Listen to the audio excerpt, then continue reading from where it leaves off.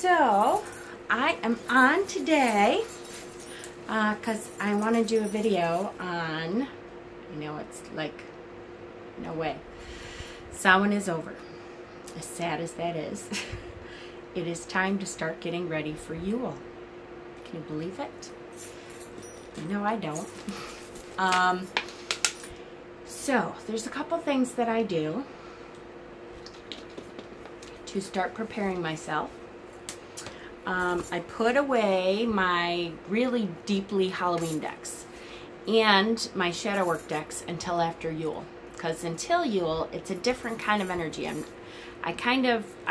You still can work with shadow for sure, but I find that I don't want to. The holidays are a hard time for a lot of people anyways, so my energy until Yule is over, I really focus on positive stuff, or try to, because there's so much going on around the holidays that you don't want to bring that shadow in any more than it's already gonna. So I kind of call it my sparkly time. You will notice I start wearing jewelry like I don't before, makeup once in a while, which is pretty unusual for me.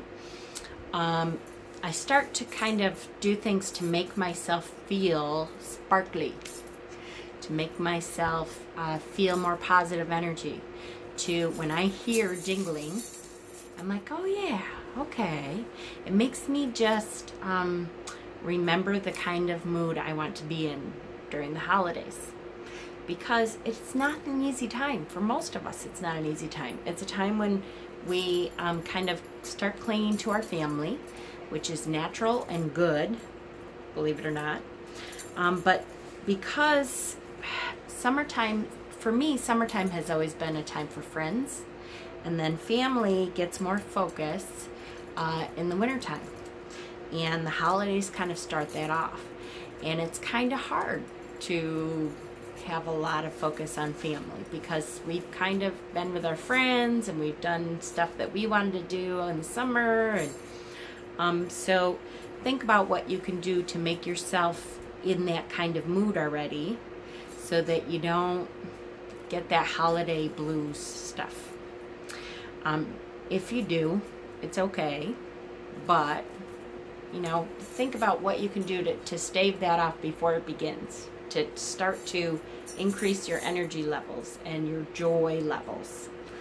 And that can start with gratitude, with just doing stuff that makes you feel a little different, so you start remembering, oh yeah, you know what, I have to consciously try to be happy and joyful. Especially in a time that stress is coming. If you celebrate Christmas and Yule, Christmas is now unfortunately a lot about gift giving and stuff, so you're trying to find stuff for your family and your money is tight and you're trying to save money so that you can buy gifts for people, and that can be really stressful. So think about ahead of time before you get to that point. Now is a good time to step back in November and say, okay, glad I started shadow work. We're going to get back to that in January. After the holidays are done, then is a good time to really retreat into yourself again. Until then, it's a good time to try to spread joy, be calm, make yourself in a celebratory mode, and allow yourself to purposely bring about joyful energy. So one of the things I do is put away my dark decks, my Halloween-y kind of decks, and pull out decks that make me smile, that make me feel that holiday energy, that the holiday colors, the spirit, the sparkly kind of feeling that I try to get around the holidays. Because as much as Samhain is my favorite, love Samhain, can't wait for it to come every year. Every year after Samhain is kind of a letdown. You're kind of like, ugh, it's done. That's it. Samhain's over for the year. But I also love the holiday time. I love Yule time. I love Christmas songs and Yule songs and putting up lights and a tree and all that. The smell of pine in the house. Oh, Love that. Cinnamon. Start by, you know, simmering on your stove or in a potpourri pot if you have it. Some cinnamon, apple, and pine together. It makes the house smell like Christmas time, like Yule time. Start thinking about what you can do. So, I'm going to show you some of the decks that I pull out about now to start really thinking about it. And some of you might be going, oh, Halloween just ended. It's not even Thanksgiving yet. That's okay. I'm not saying you have to put your tree up now. I'm saying before that point, before it gets to Thanksgiving, you want to start really revving yourself up so that you don't hit that stress. So that you're already preparing yourself for that stress to come and you're like, oh, I expected this. I'm already putting myself in a good mood. I'm already singing to myself in the morning. I'm already humming. I'm already sparkly. I feel like, it's going to be a good year. Yay. We just started our new year as a witch. It's a great time to feel sparkly. So do that. Okay, so, oh shoot, I didn't separate these out into tarot and oracle, which I was gonna, but I didn't. So I'm going to try to start with the tarot decks. Good. And again, I have quite a few decks, so I have quite a few of each season for me. I have Shadow Work season, I have Samhain season, I have Yuletide season, I have spring after, and then I have kind of summery light decks too. You don't have to have all that. You don't have to have more than one deck. You don't have to have a deck if you don't want it. But if you're a tarot worker and you like to work with tarot, then it's a good idea to try to change up the season if you can. If you can't, change up, get some sparkly stuff at the thrift store. Do something differently. Try to pull out some spreads that are about joy and living a grateful life and gratitude, and you know, make yourself feel better that way. That's okay too. So the first deck I'm going to show is called the Jonasa Jiao. I'm sure I'm saying it wrong. I have showed this deck before. This is an out-of-print deck, but I try to show a little bit of everything. So a little bit of stuff you could get if you wanted to, and a little bit of stuff that you might not get a chance to see otherwise. So this deck is an indie deck. This is the first edition, which the color scheme of this deck is beautiful. It's a different system, but to me it's easily followed. There's some cards in here that are way different than what we're used to, but that's okay too. It's, for me, a lot of times it's about the feeling of the deck, and that for me is a lot of color. The color scheme of a deck can really make you feel a certain way. And this is a good deck for spring. I have it in my spring pile usually, but this to me makes me smile. The color scheme immediately makes me smile. It makes me calm. Something about the purples and greens of these colors I love. So for me, this is a good deck to start out with about now. Now, by December time, I'll probably work with this deck for about a month. By December, I've kind of gone into a different color scheme, and I'll put this one away till spring again. I got something in my eye because I'm not used to wearing makeup. So the next deck I'm going to show you, regardless of the fact that I ruined it. And I'm going to show you for two reasons. One is, this is my go-to deck. This is my most used deck from now until Yule. I reach for this deck all the time. I ruined it last year after Yule because it was my first attempt at edging a deck. And no one had said, I listened to Simon, and Simon had talked about he uses a chisel tip Sharpie to edge his decks, and I thought, oh, that's great. No one had shown it, or I didn't look deeper. Maybe I should have looked deeper. I'm not saying it's his fault, but when I heard that, I thought, oh, that's good. And I didn't quite piece together that I should do each card separately. So I put it together as a deck. Hopefully, you all right? You didn't fall? Good. So I put it together and I edged it all together and I let it dry. And then it stuck together and ruined all my cards. So I actually have just, like 5 minutes before I came on, I ordered it again because it's Yule time and I need this deck in my life. This is the Greenwich Tarot. It's by Anne Mora, which, oh, I just brought the rest of them down, which she does the Greenwich books too. There's 1, 2, and 3, and the Green Tarot, which I have coming too, so I'll show it to you when it gets here. But I'll show you, this is a cautionary tale. If you're going to edge your decks, chisel tip marker, Sharpie is a great idea. You have to do each one separately. And then let it dry for just a second. It doesn't take long, just a second. But if you do them all together, they all stick. And look at, you ruin your cards. See how they all stuck together? And then it kind of takes off some of the stuff on the edges. So if you look at, though, what could be better than that for a Yule card? That's the back of the deck. And then the front is all these Celtic mythology. These are not in order, by the way. So, and it looks very Yuletide. It looks very timely for Yule. It's a great deck. It's a great reading deck. So, you know, I've shown recently a lot of decks that are really good and pretty and all that kind of stuff, but they're not great reading decks. This deck is the opposite. This is a gorgeous deck. I connect with these images like crazy. They give great readings. I'm trying to get to some of the majors here. Look, here's the High Priestess.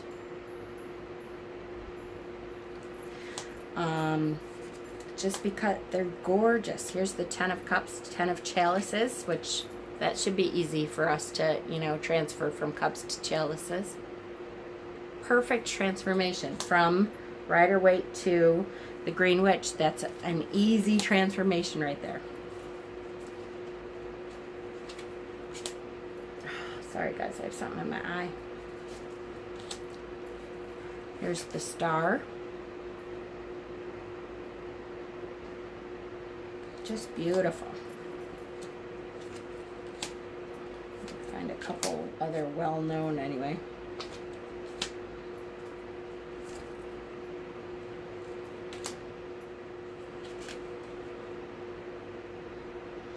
Here's Death, the Lord of Shadows.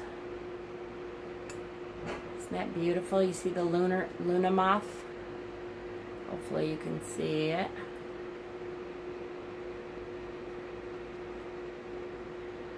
So I don't know if you know anything about the Luna moth, but the Luna moth only lives for about 11 to 13 days. And that's because it doesn't have a mouth. It can't eat. So when it finally leaves its cocoon, it lives to procreate. It lives to find a mate, and they do their thing, and then it dies. So what a perfect thing to have in the Death card. Here is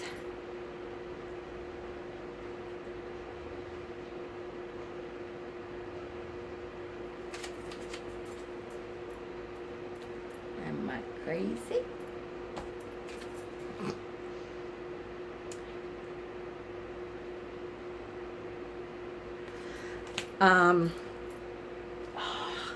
This is really driving me crazy. Give me 1 second. Okay. Nope. All right. Hopefully that it just goes away on its own because it's driving me crazy. Where were we? Okay, so I was seeing double vision out of this eye. It's the makeup. It's the makeup. I don't care. I'm wearing some. So this is the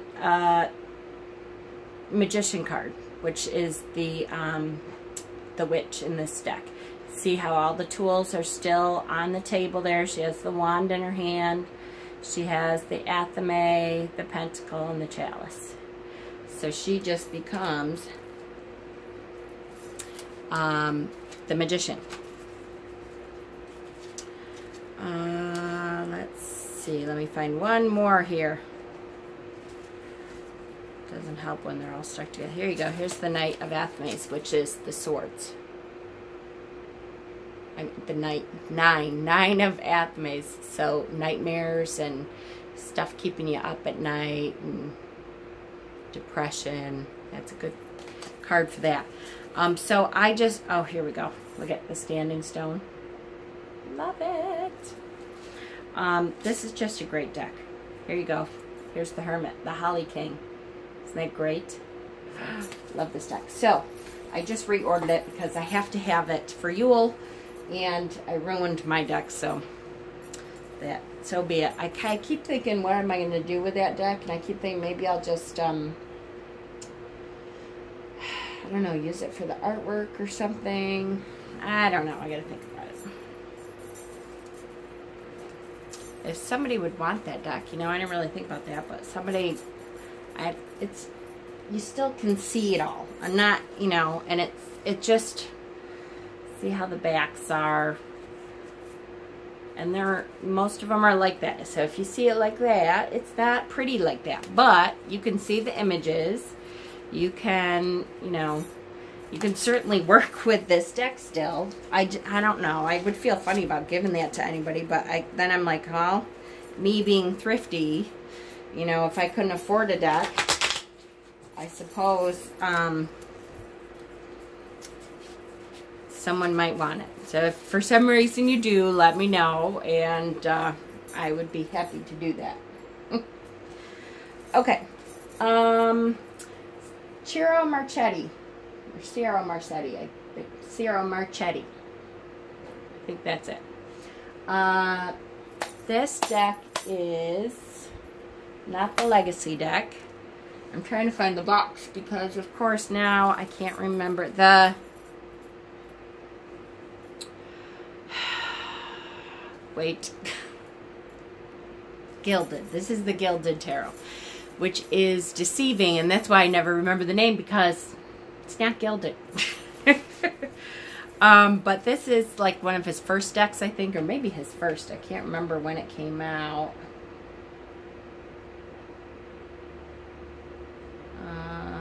Product details. 2004 it came out. So it is, and it's a beautiful deck. Talk about a sparkly deck. This is what I would consider a sparkly deck. And again, it's a good reader. Its images transcend very well from the Rider-Waite to this deck. So you should, if you know the Rider-Waite a little, you should be able to look at this deck and figure it out. He makes it really easy too. It's swords, cups, wands, and I think it's, yeah, pentacles. So it's the same suit. He even does it by color. So if it's, you'll see that's the blue is for swords. Why is the cups orange? The wands are red. That's weird. Okay, so I would not pay attention to that. Pentacles are green. I got that. Cups are orange. Why are cups orange? I don't know, but they are. But it's still the same suits, called the same suits. Here's the 9 of Swords. And again, these aren't in order because I use this deck. This is the 3 of Wands. That's a good one. I always think of, I think it was Benabel Wen's book, The Holistic Tarot, talked about, I think it was, I have to look it up now for sure, but the 2 of Wands is the portal. You're looking at the portal and you're like, yes, I am going to move forward, and you can see your future in it. And this creative energy that has built up from the Ace. And then for the 3, you have stepped through that portal and you are on your way. You can see it. The plans are coming to fruition a little. You're starting to really work out those plans and figure out how logistically to do this. Here's the 10 of Cups. I'm trying to show you ones that, you know, you will have seen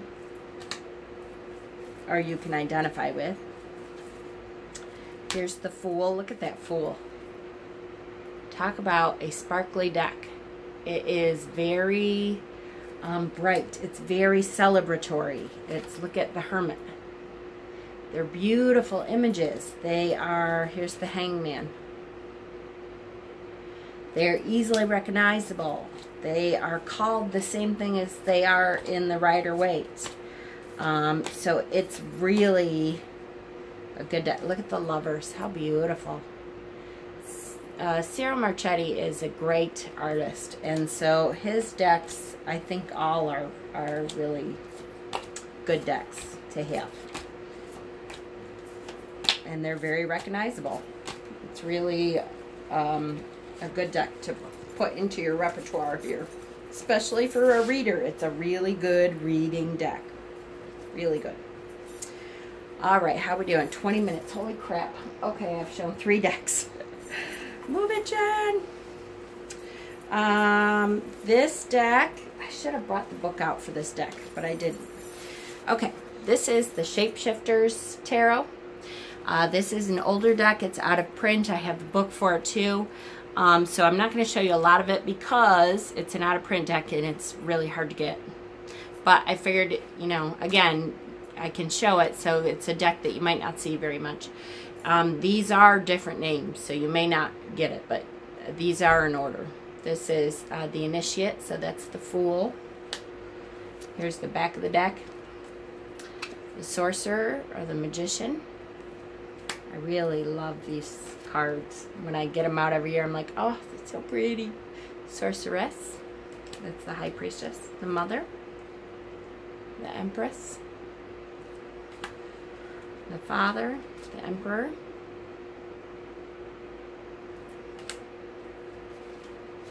Knowledge. So that's the Hierophant. See the elephant.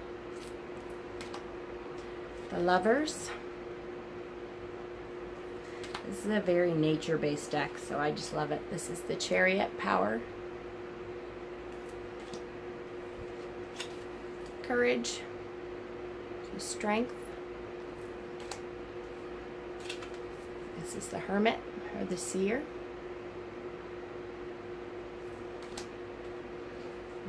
Wheel of the Year, or the Wheel of Life, or the Circle.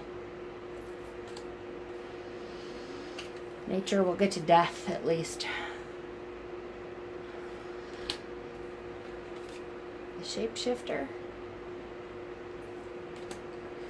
And Rebirth. So there's your death card. Really gorgeous deck. I really love when I can pull this deck out again. It's a deck I don't work with all year. Partly probably because it's hard to find and it's kind of getting on the rare side now. And I do love it, so it's not like I could get it again. This one is called the ETA Tarot. This one you should be able to get. It was one of the Kickstarter decks that I backed. So it is done by 78 different artists. And I really like this deck. I haven't had a chance to work with this deck as much as I would like. I edged it in purple. There's the backs. But it is a beautiful deck. There's the Four of Wands. A lot of different art styles, but I really feel like it's a cohesive deck. Regardless, even though it is. Here's Nine of Swords. By different artists. I love it. Here's the Devil. See, it's a high-heeled shoe, so it's a woman's leg coming in.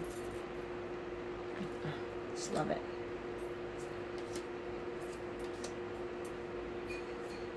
there's a couple extra cards. So this is one of them. This is the Curator. Isn't that pretty? Here's the Six of Swords.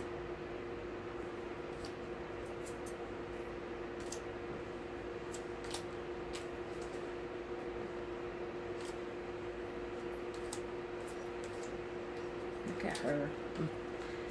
This is the Five of Pentacles.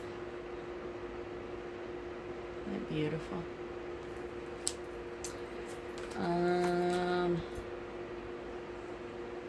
Love this. Ten of Wands.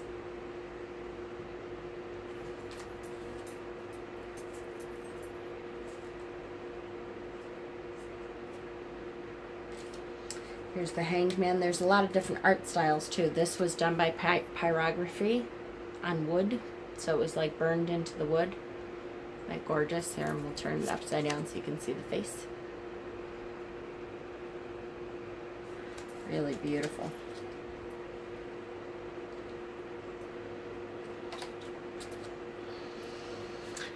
Let's see. I just try to find a couple well-known cards at least to get you. Here's the Lovers. So many different art styles. I still feel like it goes together though. It's really a nice deck. Again, I haven't used it very much. Just because when it came, it was springtime or close to springtime, I think. And then to me, it's not a very springy, bright deck. Although some of it looks like a Six of Pentacles. There's the Ten of Swords.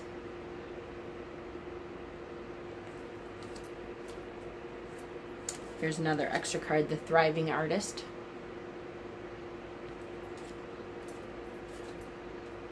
Here's Death.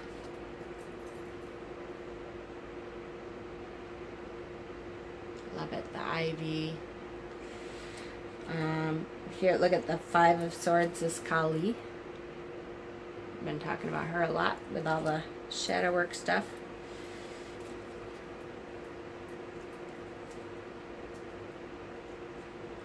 Alright, one more. Here's the High Priestess.